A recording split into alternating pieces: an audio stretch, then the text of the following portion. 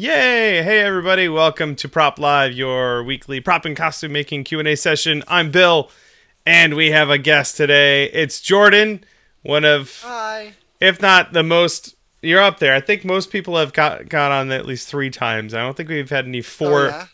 I think you're tied for first Well, place. that's it. I'll deal with that for now. All right. I should start making trophies. Yeah. I'll commission Harrison Craigs to make me some Yeah, trophies. that's perfect. Jordan, dude, I've been seeing stuff you've been working on all over the place lately. Yeah, we've been pretty lucky to get some big projects lately, which have been a lot of fun, but a lot of sanity has been lost, Yeah. as happens with those. So no, but it's been awesome and lucky to get some pretty cool opportunities. Yeah. Well, the way I see it is not just lucky, but when those opportunities show up, you are pouncing on them with vigor. Yeah, there's definitely along with the sanity loss, there's a little bit of craziness that it takes to throw yourself at things sometimes that you just gotta do it and make it happen. Mm-hmm. Yes. You can. Yes, you do. For those of you, the uninitiated, Jordan runs a little outfit called Henchmen Props. I got your Etsy page up here on the Cool. on the screen there. If people want to go check out, maybe buy something really cool. Actually, I have one of your Reaper masks sitting behind Yeah, me. Yeah. It looks good. Oh yeah, that was a fun, really quick paint job on that. I got a gun too. I haven't finished it yet, but I got Oh yeah. a gun as big as my torso. Yeah. Rah.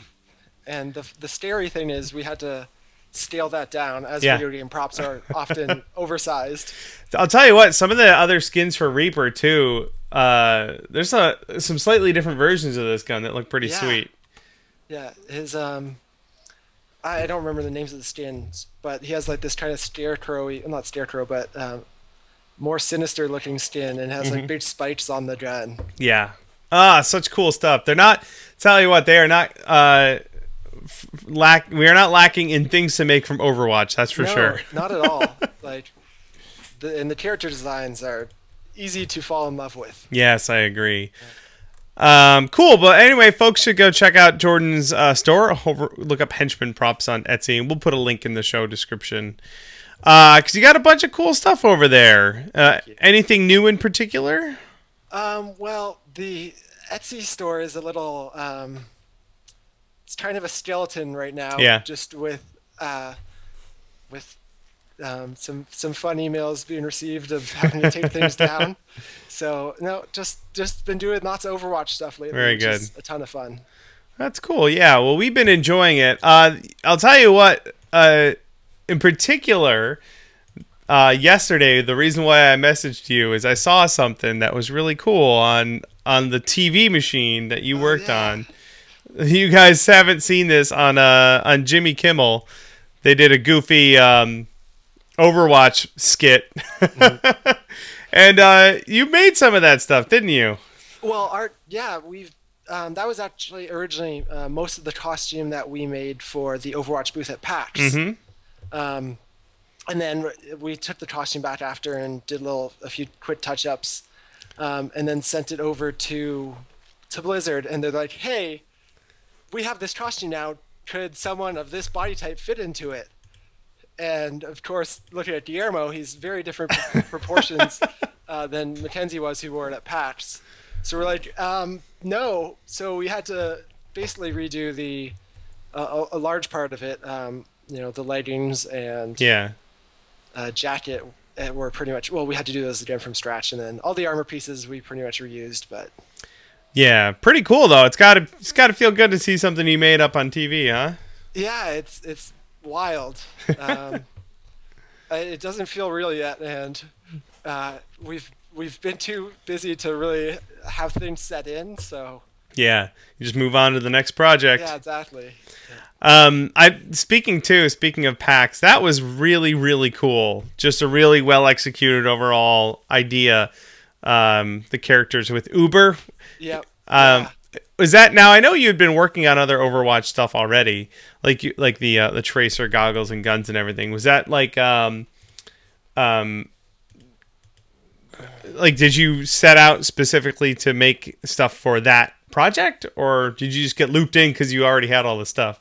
Pretty much. I had done Reaper last year for I pretty much worked on it the whole year. Yeah. And then at BlizzCon, I was working at the Razer booth. And then I have a couple friends at Blizzard, and then some more people at Blizzard. I just saw my Reaper, and then when they were doing any costumes for patch, they're like, "Hey, can you do this?" And I'm like, I have luckily locally back in Toronto, I have a lot of really talented friends that I get to work with. So I'm like, of course we can. We can do all of this. Yeah. We can do 9 costumes in 3 weeks. Totally. It's completely reasonable. Yeah. So that's awesome. That was cool to see. Just like a lot of the really cool projects I've seen lately have been, a combination of a handful of people's talents. Oh yeah. I was just in Kathy's shop where she was working on another thing. I don't know if we can talk about it yet, but another cool thing that you were working on. So it's just, especially when it's someone like Kathy, when you get to, make all the armor pieces or all the gun pieces and then have her do all the cloth and leather part. Like, you're going to end up with something better than any one person could ever produce. Exactly. And we had probably for patch, we probably had 12 to 15 people with their hands on the costumes and in varying degrees of, either doing small parts or being there throughout the whole process. But yeah, it's really cool to get to work with people, not only like other people locally, but like Kathy's down in Atlanta, and then Chrissy, who did our wigs, is out in LA. So awesome! It's cool. Very cool. I'm gonna have to work on some. I'm gonna have to team up with some people at some point. Yeah. Let me know. I'm always down. Now you've been streaming a bunch lately on the Twitch, like we are right now. Yes, we've been trying. It's hard when, with kind of, I guess, those past projects, we obviously can't stream them. Right, yeah. And we were crunching really hard, so streaming got put on hold for a little bit. But working on getting back into it, always fighting some technical issues, it seems. Right. But trying our best to be consistent. Fist fighting with your audio like I was. Yeah. So. Well, twitch.tv/Henchmen Props. We got a pretty good gang. Our prop tarts, they're just down below me here chatting away. Yeah. If you guys want to go see some really fun stuff, go give Jordan a follow over there. Now, I haven't been slacking either. I've been all over the place too. My second trip to San Francisco in as many months. I just went back down there. You were just at Maker Faire, right? Maker Faire was awesome. It's really interesting because, like, you and I go to, like, Comic-Con and BlizzCon and, like, costume conventions or, like, fan conventions. Maker Faire is a very different vibe. Yeah. But I dig it. Like, I really, really dig it. Not a lot of cosplay. Not to say that there wasn't any, but I think if you're going to do a costume at Maker Faire, you got to have like some sort of goofy gimmick. Like there were people they were giant cupcakes that were motorized, like driving around. A whole gang of them. Okay. Yeah. There was a little bit of steampunk going on there. Yep. But for the most part, it was really just like people showing off cool things they made or new technologies that they're trying to implement in fun and creative ways. And a lot of people talking about making stuff, talking about technique and tools, and a lot of people talking about making content, which is what I was really, really interested in. So yeah, they've got Maker Faires all over the place, all over the world now. New York and San Francisco are the big ones, but they're springing up everywhere. So I highly recommend anyone who's interested in just making stuff, especially cosplayers, it's worth checking out. Yeah, I tried to see if I could make my way there because I was, with the Kimmel stuff, I was actually there on Friday for a fitting, and then I wasn't going to need to be back until Tuesday when they were shooting. So I tried to see if I could make it up to San Francisco from LA for Saturday, Sunday, but it just didn't work. Yeah, would have been pretty great. But we did have actually, if anyone was by the Ultimator booth, we had our Diva gun and headset on display there. I saw that. I got video of that. Oh yeah? Yeah, oh, I did. Cool. The Ultimator booth it was cool because they were they were showing off. A lot of the other booths had like 3D printed pieces, but Ultimaker was showing off some finished stuff. Yeah. And not a lot of other people had fully finished things. So Jackie Wan was there in person, and a couple of things he made, like the Fallout nuke, mini nuke was there that he made. A couple of other like fully finished pieces, which really kind of set the Ultimaker booth from apart from anyone else. Yeah, no, I can't. I love my Ultimakers. Yeah, I can't speak highly enough about them. They're great. We played around. I got this little guy here. My buddy had one, and also a Form 2, which is an incredible resin printer. Oh, yes. I made a little holder for my this is my little GoPro. Oh, that's cool. So he lives in there, but this is all printed on That's an awesome. Ultimaker. Yeah. This little bit right here. So I got to fart around a lot. I crashed with my buddy Sean, who's a 3D printing wizard. We did that little project. I shot a ton of video. I'll have a video up sometime soon all about that. So that was Maker Faire, and it was amazing, and everyone should go. All right. Anything else you want to chat about before we get started? Nothing in particular. We're pretty much. I'm have some cool stuff coming out soon that I'll be excited to shout about. Awesome. But yeah, dang NDAs. Yeah, I know, right? I actually have an NDA project I am working on right now. I want to hear about it, but unfortunately, that's the restriction of NDAs. You'll probably hear about it by, I don't know, around E3 time. Okay, cool. All right, let's grab some questions then. We got a whole pile of questions. I don't know if we'll be able to get through all of these, but we'll do our best. Let's start with this first one. It comes from Joseph. Joseph says, I'm having trouble using some Bondo that I purchased the other day at Home Depot. I mixed appropriately and thoroughly applying it to my helmet. I left it overnight, came back this morning to find it cured, but it was still ever so slightly tacky. Is it difficult to sand because of this? My best efforts have been wasted. I've never had any problems with Bondo not fully curing. Have you ever had any issues like that? No, I don't think so. The only thing I can think of is possibly, he says the ratio was good for hardener, but if you are using a lot, it does take quite a bit of hardener, so that's one thing I just to be double sure of. Yeah, moisture, so humidity in the air and temperature can play a role too. But also you could branch out a little bit, try some other body fillers. Evercoat, their normal, I think it's like Formula 27 is like a basic Bondo type stuff. You can get it in a really small can, so maybe get a small can and try that out too. So there's a couple things for you to try, Joseph. All right, onward. Our buddy Fearless Facade. He very much likes your Reaper mask, which is high praise coming from Kyle, who's another mask maker. Awesome, thank you. He was curious, was it originally hand sculpted? If so, how long did it take from start to finish? It was originally hand sculpted, and that's actually one of the very few projects that I have a solid timeline of. Yeah.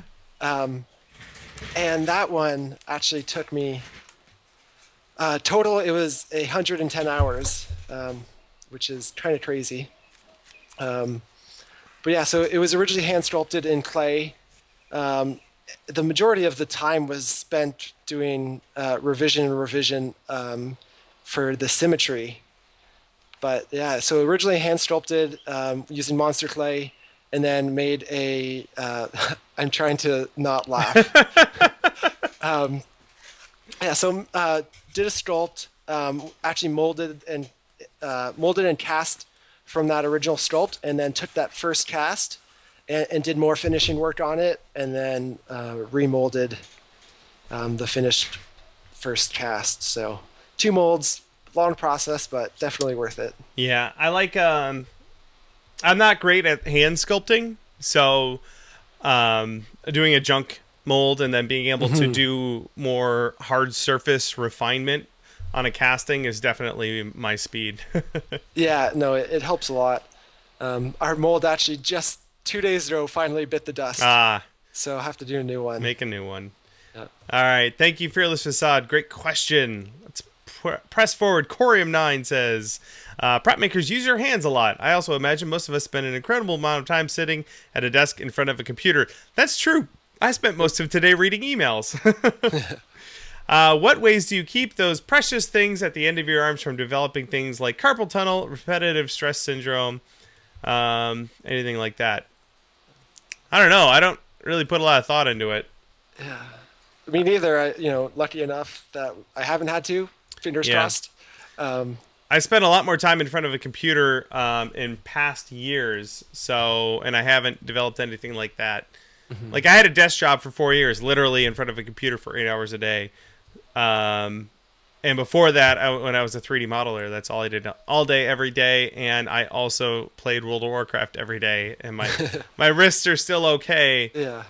So I'm just lucky, I guess.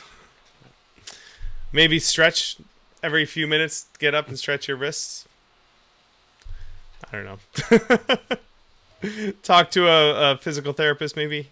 Yeah. I do like the idea of getting like regular massages. I haven't tried it yet. I've gotten a massage like a handful of times in my life. It's always amazing, but I think maybe if I could swing it like once a month, go see a massage professional. Yeah, that would be nice. That would be pretty great. All right, there you go, Corium 9. Michelle Blah wants to know, what kind of tools or techniques does one need for working with leather? I've been really interested in working with leather, but I have no idea where to start. I haven't done too much leather work. Most of mine is limited to like belts and strapping and harnesses. Mm-hmm. And with all that, I buy my straps pre-cut. Yeah. So it saves me the trouble of trying to cut straight lines in leather. But then I have a couple, small engraving tools. But really, I guess it depends on your project. A leather hole punch will always come in handy. Right. I use mine for foam, too. I use it for lots of other things. Mm-hmm. I just, like you said, per project, if I have a specific need for a certain tool for a certain project, then I go to the store and I buy that one tool. Yeah. I've just built my collection of leatherworking tools out that way. But I still don't have very many. Mm-hmm. There's so many. Do you have a store you go to nearby that's just like walls of tools? No, we have Tandy's up here. Yeah. But I actually I usually buy online from a place called Zelikovitz, or zelistore.com. And it's pretty much the exact same stock as Tandy. All right. But at better prices. Hey, cool. So, I'm going to have to go check that out. Yeah. Look at that. They got kits for kids. They got leather strips, chisels. They got all kinds of cool stuff. Yeah. So I get my tools there. I get like Chicago screws from there. A lot of my hardware I get from there, and then the leather strips they have as well. So awesome. Yeah, I'll do that too. I'll just go. We have a place nearby, a local store called McPherson's Leather, and I love going through there and just browsing through the hardware, like buckles and stuff, because it's actually really cheap for like metal hardware. It's like 65 cents a buckle. I'm like, I'll take 10. I don't know if I need them. I'll just take 10. And same thing with the tools. If I have a certain thing I need, I'll buy it for that. Okay. Start with a hole punch. Those are really handy. Yeah. You'll always use that. All right. Thank you for the question, Michelle Blah. Next one comes from Matthew Teddy. He wants to cosplay as Handsome Jack, but he has a hard time making the jacket. How can you obtain a Borderlands-ish finish? Like doing the cell shading and everything. The first suggestion I have is Steve Smith did a really good cell shading tutorial on his website. So we'll link to that, but that's at sksprops.com. Jordan, have you done any Borderlands stuff? Yeah, that's actually was my first few projects. You did Krieg, right? Yep. Yeah. Yep. But I guess, like even Steven's to show probably in there, it's like, adding highlights and lowlights and then kind of, planning out where you want your cell shading, but there's lots of ways to do it. I've seen people go about it in completely different ways. Yeah. Any sort of acrylic, usually acrylic paints will work pretty well on cloth, but you can get fabric specific acrylic paints. In fact, Createx makes really good airbrush paints for fabric, so that's a good place to start. And there's also, I know, Michaels has a fabric medium to make almost Yeah. any paint, able to be used on fabric. Very good. So There's a couple things for you to start with there, Teddy. So give it a try. Grab some paint, get some scraps of cloth, and just practice. And good luck. And have fun. Next one comes from Gabriel. What is your experience with a helmet or mask with a fabric covering? I'm looking at Deadpool's helmet for inspiration. I'm wondering if I should just make a pattern and glue it on, or is there something more involved? It's not something I've really had to do in the past. yeah, I haven't either. But I imagine, so when people do like Deadpool or Spider-Man, they usually buy it's a vacuum-formed face form that covers your face. Yeah. So the fabric isn't just pressed against your face. So I bet it's just like a stretchy cloth that is made to fit around that, I guess. Like a head sock. That's what I'm guessing. I think if you use something stretchy, it's going to be easier to get it to conform to whatever that form is. Again, though, you're going to have to do a little trial and error on that. Kathy, actually, speaking of God Save just the did Queen the Fashions, Deadpool. she just did a Deadpool. So look up God Save the Queen Fashions on Facebook and go check out some of the posts she did for her Deadpool. See how she did it. That's how, whenever I think it's with cloth, I'm just like, oh, just go see how Kathy did it. Yeah, just refer to more knowledgeable people. Yeah. Actually, when I showed up when I was down there, I brought my Han Solo blaster and the leather belt. Yeah. And I know there's stuff about it that I didn't do quite right, so I just handed it to her. Like, hey, Kathy, you want to give me a couple pointers on this thing? So she totally helped me out. All right, let's see. That last question came from Gabriel. Next one comes from LJ. I've just started streaming and would love to know how you manage to download the chat as well as the video for your YouTube version. Oh, that's an interesting technical question. If we use OBS, I imagine you use OBS too, Jordan? Yep. So you can use, I think Twitch alerts is how we get the chat that's below me. And it's a layer that's added to this scene.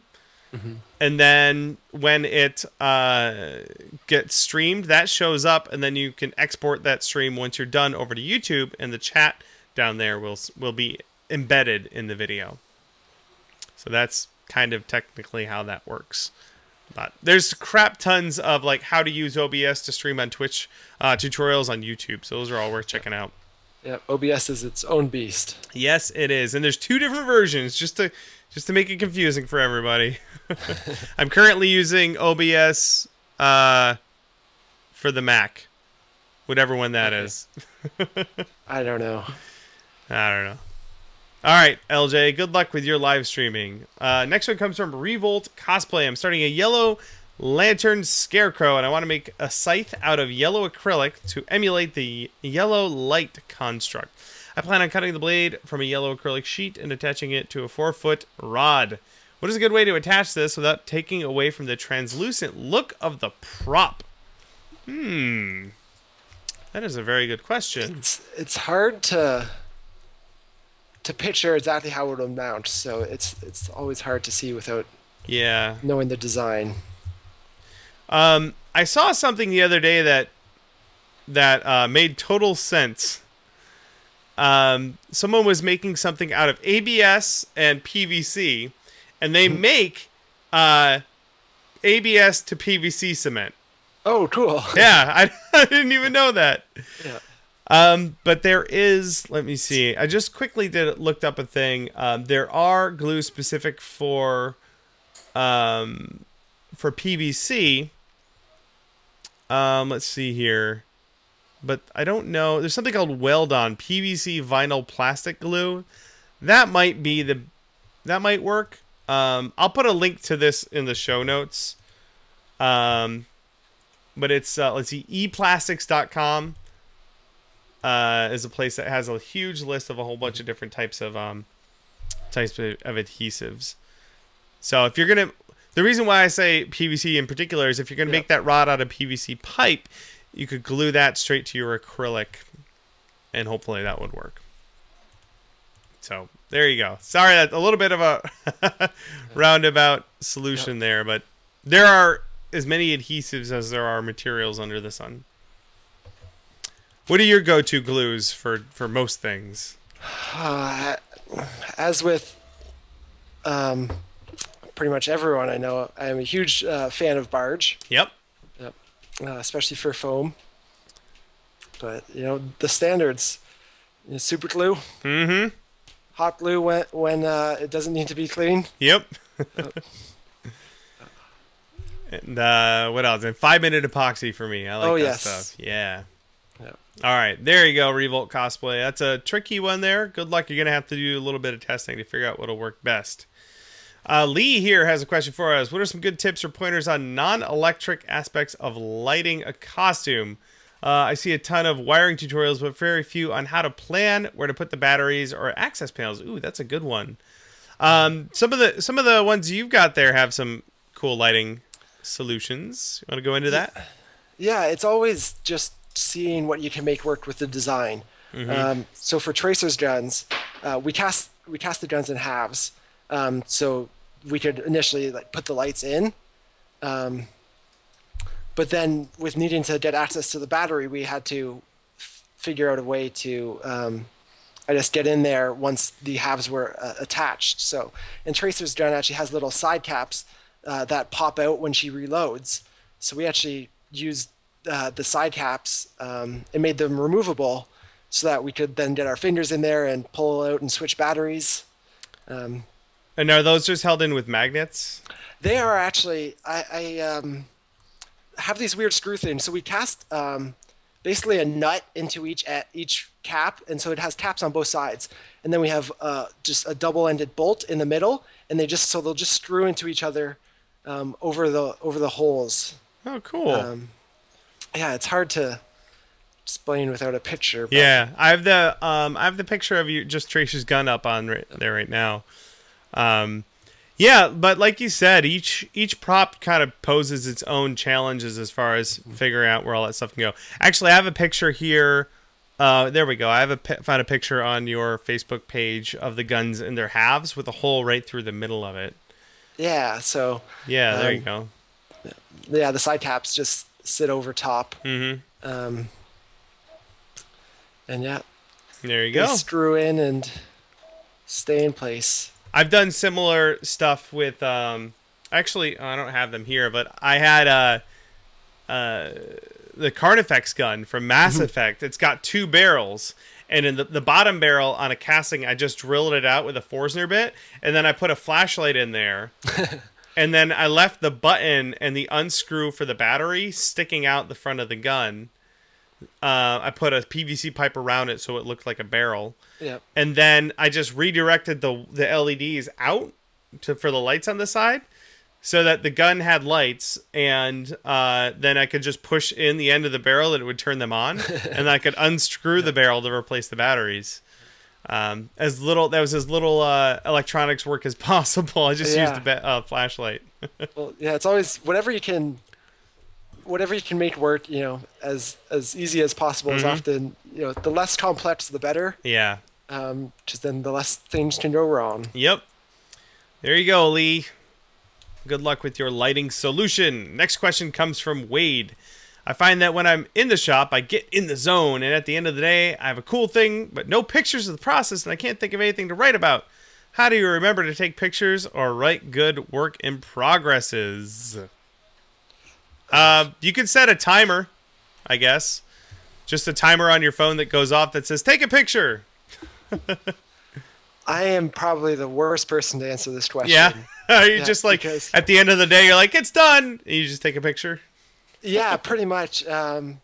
We're, especially lately, been in too much of a crunch to be able to stop and document things as well as we would like. So yeah, it's been a lot of, hey, this is done. We did this. For me, everything I make, I shoot video of. Absolutely everything. It's just become a complete part of my process. So I will say that I sometimes forget, and I'm able to hide it in editing. Yeah. But if it ever cuts to my face and you just see me explaining part of the process without showing it, that's because I forgot to film that part. But I've gotten pretty good at that. Just do a couple hundred videos that way, and eventually you'll get get okay at it. Yeah. Usually what I plan on doing is if I'm working on, let's say, a gun, I will work on one side of it, and then when I flip it over to do the other side of it, I film that. Okay. Yeah. Because then I'm usually better at it the second time anyway. Yeah. Things go a little smoother. Yeah. Actually, for Mr. Handy, I was painting him, and I painted the whole thing. It was late at night. Top to bottom, I did a whole base coat of color on him without filming any of it. And in the video, when it shows me painting, that was just a dry brush, just painting it, pretending to paint. I'm like, yeah, it's totally painting it this time, because I forgot to film it. Yeah. No, that's funny. Yeah, don't worry, Wade. You're Movie magic. Yeah, you're in good company, Wade. But yeah, seriously, just set a timer every like half an hour. It'll go off and remind you to take a picture. All right, next one comes from Isaac. I've noticed that Evil Ted uses his critter gun a lot to spray latex, and I believe I've seen you use one. Yeah, I love my critter. It's awesome. He's used the standard HVLP spray gun, but I was wondering what are the pros and cons of the critter are. Have you ever used a critter, Jordan? I haven't. I've been meaning to pick one up. Yeah. But I have not gotten around to it yet. Well, the major pro is that none of the whatever you're spraying doesn't go through the inner mechanics of the gun. It's a siphon, so it's just a tube, then air shoots over the top of it and it sprays the material away, which makes it really easy to clean. I have plenty of HVLP spray guns too, and I'll use those for things like catalyzed primers or fillers, and I've had to throw a couple of those away. I just buy really cheap ones at Harbor Freight because the catalyzed stuff goes through the mechanics of the gun, and if any of it cures in there, then the gun's shot. So that's the major benefit of the critter. Yeah. So hopefully I've sold Isaac and Jordan on getting a critter. Yes. Yeah. It's really good for latex, but I'll use it for like just acrylic paint. Without having to thin it at all, because it's really the tube is like 3 millimeters wide, so it'll just you could put pudding through that thing if you wanted to. That's cool. Yeah, I actually have a tub of latex that I recently bought, or probably a month ago now. Yeah. That I haven't even cracked open yet, so I'm ready and waiting for the right project. Awesome. Well, as soon as you crack it open, give me a holler. I'll coach you through it. All right, thank you, Isaac. Next one comes from Marcus D. How would you get rid of seams on 2mm foam? I made a Jason Todd helmet out of 2mm foam, and I'm a little hesitant to use my rotary tool for fear of ripping the mask. Any tips for getting rid of seams? I usually tell people to redo it so that there are no seams, or as low profile a seam as possible. Yeah. If you can avoid them, through normal methods like keeping a sharp knife, using metal rulers if you need to make angled cuts to get those smooth, because that will save you a lot of trouble in the long run. Yeah, exactly. Now, Evil Ted does have a good video on using Kwik-Seal to fill in any sort of gaps, but there is a limit to how much you can repair that way. And like you're saying, for my money, I'd rather just rebuild the piece so that the seams are nice. I use barge. I make sure to coat the edges really well and then stick it together really slowly to get it nice and clean. Yep. And I've used Kwik-Seal as well, and it does work. Yep. But it's never going to be perfect. Yeah. So if you can do your best to avoid them up front, I guess. There you go. All right. Thank you, Marcus. Next one comes from Django. With the awesomeness that is Captain America Civil War, I've decided to make a Winter Soldier cosplay. My main question is about the arm. Trying to figure out if I should try latex or Warbler. I would prefer a fully functional and covered arm, but I don't know if latex will give that type of detail. How would you do this? How would you make a Winter Soldier arm? That's a hard question because it's very, I guess, thin it's his arm shape. There's not much bulk to it. Yeah. But he also has full range of motion, thanks to CGI. Yeah. Thanks to cheating. Yes, yeah. So there's obviously, if a production like that has to go that route, and they often use CGI anyways, but there probably isn't a realistic, functional way to do that. So I've seen people, to do it either, or get the look either through making a solid arm, or maybe a 2 or 3 piece arm, having forearm and biceps different pieces. Yeah. Which you can use any kind of method. I've seen people do that with foam, or Pepakura, or even 3D printed parts. And that'll give a really good appearance in photos and stuff. So, but it might not be the most functional in person. Right. Yeah. You're gonna have to. What's the word? Compromise a little bit, one way or the other, depending on what you want. I would make sure it just looks good in photos. Yeah. Yeah. Same. And then if my arm is basically in a cast all day long, I'm like, it's fine, it looks good. Yeah. But I can't eat or use the bathroom. Yeah. Then I've also seen people do stuff like printed sleeves, or painted sleeves, however you want to go about it. Yeah. And then you have a much more functional arm, but you're compromising a bit of the appearance then. Right. I'll tell you what, if Steven Meisner was my size, I'd just go buy one of his. But he's like 6'1,000,000, and his arms are clearly longer than mine. All right, cool. That was Django. Good luck with your costume, sir. Next one comes from LS400 Hurdles. This is Steve, and he says, I have a question regarding visors. I'm making a series of Power Ranger helmets and want to know what you would use for the visor. He was debating buying a motorcycle visor, but would love if I had any ideas. Well, you did your tracer visors. How'd you do those? So we're actually redoing those right now. Yeah. What I originally did was use film gels. Some really heavy-duty film gels, which worked, but they can only bend one way. They can't do compound shapes. Yeah.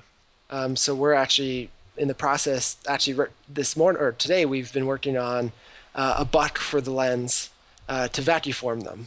Yeah, that's how I would do it. Yeah. That would be the most accurate way to do it and reproducible way if you want to make a couple of those. I will say for a lot of stuff though, a motorcycle helmet, and I've seen some the ones I used for my dread helmet were like $12 on Amazon, and if it's close enough, I tend to go for that. Yeah. But sorry. For something as custom as the tracer one though, the vacuum form's the way to go. Mm-hmm. Yeah, I've seen everything from people use ski goggles to like paintball lenses. There's lots of things. Paintball lenses are a good alternative to ski goggles because the visors are often much cheaper. Yeah, they're also they make really wacky, cool looking shapes for them too, because they got to look all badass. Yeah. All right, thank you, Steve. Next question comes from Joseph. Let's see here. He's talking about my foam bevels video that I did.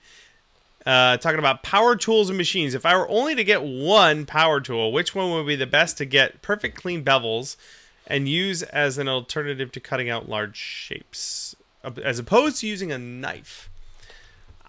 I would go with a bandsaw. That's my favorite. How about you? What are your favorite tools for that? Bandsaw and scroll saw are definitely my two most used. I like with mine, my bandsaw will tilt one way and the scroll saw tilts the other way. Oh, that's convenient. Yeah, I don't know if all bandsaws tilt one way and all scroll saws tilt the other way, but it's really, really helpful. I'm really very curious now and want to go downstairs and look. Yeah, I wonder if they make like a left-handed bandsaw too, because then if I could just get a bandsaw that each tilts a different way, then I'd be all set. You're right though. Both of those are will help you out a lot. If I had to get just one, if I was just getting started now, I'd probably get the bandsaw. Me too. Yeah. It's definitely a workhorse, and you will use it for so many different materials. Exactly. Yes. There you go, Joseph. Get the results are unanimous. Get a bandsaw. Yeah. All right. The question comes in from Taru. How do you decide on what costume to start next? I just have a giant list. I do actually have a giant list on my Evernote, and I just look at whichever one, like what's coming up next, what event is coming up next, and I say, all right, what do I want to do for that? What do I want to wear in San Diego? Mm-hmm. And then I pick, and usually it's something that I'm just jonesing to do. And that sort of changes depending on the season and what movie I watched last and what game I played last. How about you? How do you pick what you do next? Similar thing. I have a list, but there's, like you said, there's things that have been on that list for 2 years. Mm-hmm. And I've made things that I put on, 2 weeks before I started it. Yeah. So being on the list doesn't mean it'll ever get done, but something, to consider. But really, it just kind of depends. I think I've been a little pickier lately. I haven't been able to do as many personal projects last year and this year as I did 2 years ago. I think I made 12 costumes 2 years ago as opposed to 2 last year for myself. So I kind of have been really waiting for something that I have to go, I can't not make that. Yeah. You're just compelled. Yeah. So someone in the chat, actually, I just missed it. It went by, but they found a left-handed tilt bandsaw. Oh, cool. Sweet. I'm going to buy one. Yeah. That's basically how it goes. Like when we were getting ready for BlizzCon last year, I mean, I had a whole crap load of Blizzard stuff I wanted to make, but I had like a week to make it. So I picked something I knew I could get done in time. Yeah. And that's it too. You always, depending on your timeline when you want things done, it definitely dictates it. Yep. All right. There you go, Taru. Thanks for the question. Next one comes from Dungeoneering Duo. I need some advice on making McCree's revolver out of foam. Hey, Jordan probably help you out there. We have a visual aid. Let me bring that up here. Oh, it's mostly just the profile shape of the gun done out of foam. Is how much that they have done so far. Let's see. I'm unsure how to proceed with building the foam up where I want it. So, how did you do yours, Jordan? We actually did ours was mostly laser cut. Okay. The same as with the foam, though. It's just flat stock that you cut out and glue together. Mm-hmm. So my buddy Jera, who I worked with a lot, Sunday Cosplay, he actually did the patterns for that in Illustrator and then laser cut them and sent them over. But really, for that, it's just working in thin layers and slowly building up the detail.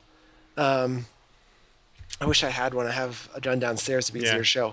But it's just kind of determining what height each detail piece is from the center, and then kind of just doing them in layers and angling detailed pieces where you need to. But yeah, it's with foam. Thankfully, foam's pretty cheap compared to other materials and pretty easy to cut. So you can try something. Let's say cut the next layer of details you want, and you can just place it on before attaching it, make sure it looks straight. And I would even generally recommend, cutting all the layers and then kind of, stacking them up and assembling it flat before gluing anything together. Mm-hmm. Then you can be like, okay, maybe this piece is a little too big. I should use a thinner foam, etc. You can kind of play with it like that. Yeah, a lot of that stuff too, you kind of have to figure out. I know early on, especially in particular, the Mass Effect Eagle that I made, I definitely made it too thin. I know that once I finished it, and once I made it before the game came out, so I didn't have a reference of the top. There was only a side view, but now I know. Yeah. So especially once you get a couple of projects like that under your belt, you have a pretty good feel for how thick things ought to be. Yeah, it's always one of the biggest things is scaling things in advance is always a little bit of trouble, I find. Yeah. I've scaled things down because I'm like, this is way too big for real life. Yeah. And then because the template makes it look huge, but then when you have it done and your handles and edges are rounded, it's like, okay, this isn't as big as I thought it was going to be. Yep. But you'll learn. You'll learn once you do it a couple times. Yeah. All right. Thank you, Dungeoneering Duo. Next one comes from Baba Louie. He says, "What's a good temperature for shaping foam if you have an adjustable heat gun? I didn't know there was such a thing. I have a really cheap Harbor Freight heat gun." I have an adjustable one, Ooh. and I generally have it on the highest heat, just to do it faster, I guess. Generally, only if I'm.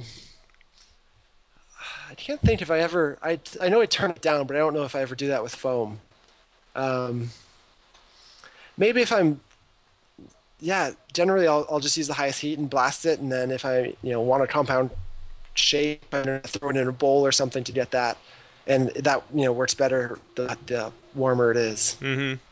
Yeah, I always just play it by ear. I gotta play it by eye. Just heat it until it's pliable enough to shape by hand, and I usually end up heating it and reheating it a couple times if I'm gonna try and get a particular form. Yeah. But again, mine has one setting, just high. There you go. Thanks for the question, Baba Louie. This next one comes from Douglas. He's working on an X-Wing pilot helmet, and he's done several changes and improvements to half of the kit he bought. And he's trying to figure out how to replicate those changes to the other half of the helmet. Yeah, so he's curious about symmetry.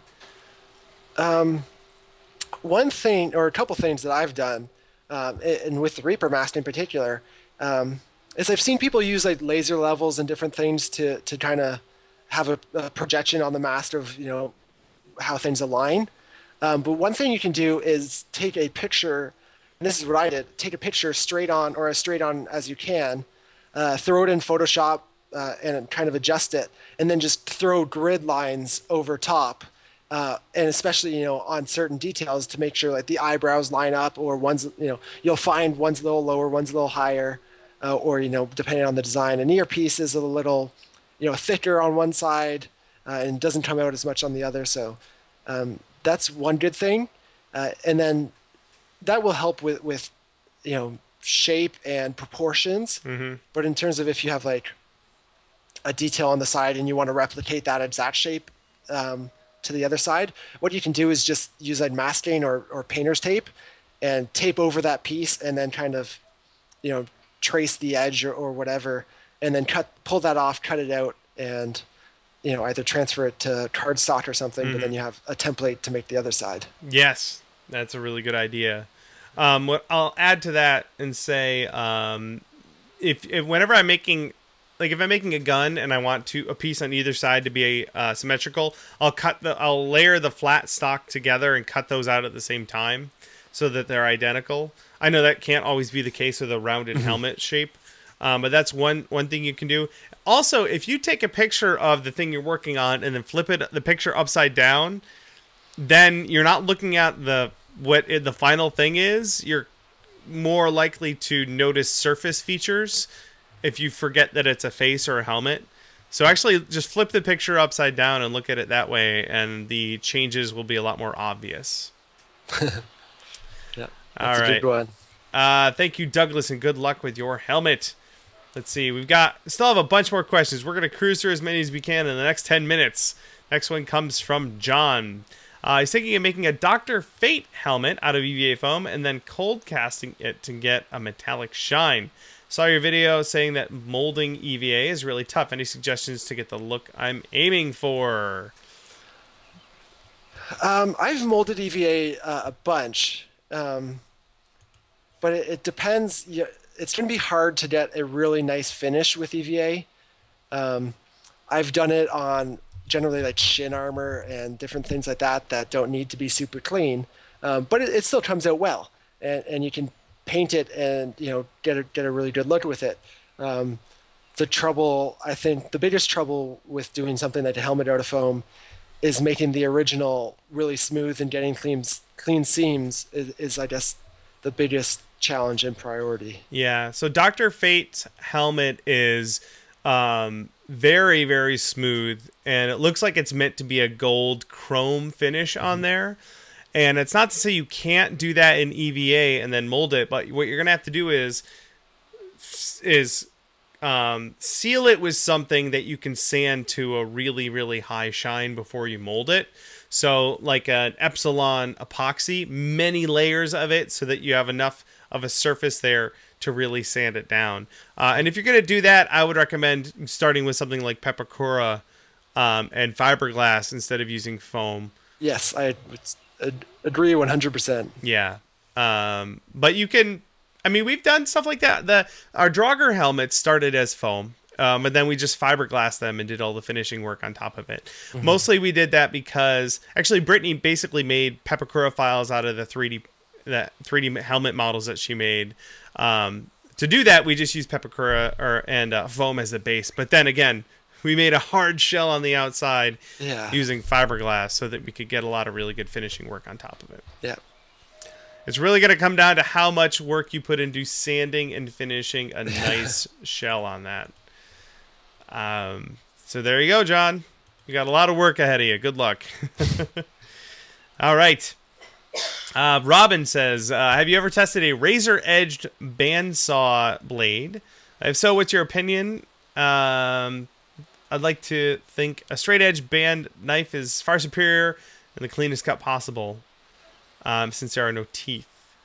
Have you ever used one of those soft materials blades? I have not. I've seen people use them, and I often am like, I want one. Yes. Needless to say. So the major difference is it looks like a bread knife, kind of. It's got that scalloped edge to it, and it's razor sharp. So there's an actual taper on the edge of the blade.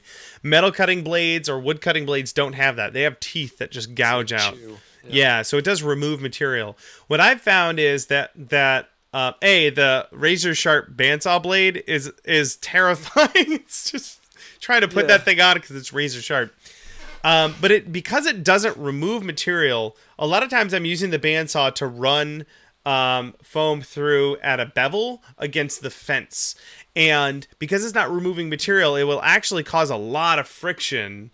And the particular bandsaw I have for that doesn't have a really great, strong motor, so it will actually bind up a lot. Really? Yeah, but if I'm cutting stuff freehand without using the fence, it cuts awesome, and you can't beat the finish on the edges there. Mm-hmm. But usually I just use an 18 TPI metal cutting blade, and that does a really great job of cutting the foam as well with very minimal cleanup work on the edges. I get you. Yeah. So because changing bandsaw blades is a pain in the ass, I usually just leave that one on there. Yeah. All right, there you go, Robin. Hopefully that helped you out. Next question comes from Aeton. Aeton? I'm cosplaying as Guts from Berserk, and I'm having trouble making the Dragon Slayer sword. I don't know who this character is. Oh, it's some anime guy. I got a picture up here. Actually, I know someone who has a good tutorial. I'm pretty sure on the whole set. I'm sure. I know he did the sword too. Johnny Junkers. I know that guy. Yeah, or Junkers Cosplay. He did it, and he's really good at doing awesome tutorials. And I'm pretty confident if you check his website out or his blog out, he should have a good one up of that sword. Yeah, I'm looking at his page right now. It's hard to search, but I'll tell you what, we will find that particular one if we can, and we'll. Oh wait, Berserker Guts. There it is. Ha! Found it. Oh wait, this looks slightly different than the one that they sent me. I guess there's different versions of that character, but whatever we can find, we'll dump it in the show notes. We'll put a link to it. Let's see. He's decided on making the sword hollow with a wooden spine that doubles as a handle. Do you have any tips on the rest? Oh, so he's specifically asking about the giant sword. I see. How would you go about making a giant sword, Jordan? With something that large, I would probably want to do it out of foam. Mm-hmm. You have a couple options whether you want to do, standard EVA or something like insulation foam. But that's what I would definitely start with, so I could actually carry it around. It would be light enough to support for a day. I agree. It looks like Johnny used a piece of wood for the center, and then he loves his Sintra, so everything is like it's like a hollow Sintra box that he made. So that would actually be pretty light too. Yeah, it would. Yeah, that could work. But I would probably make it out of foam. With foam, you could then, be a little more friendly with it.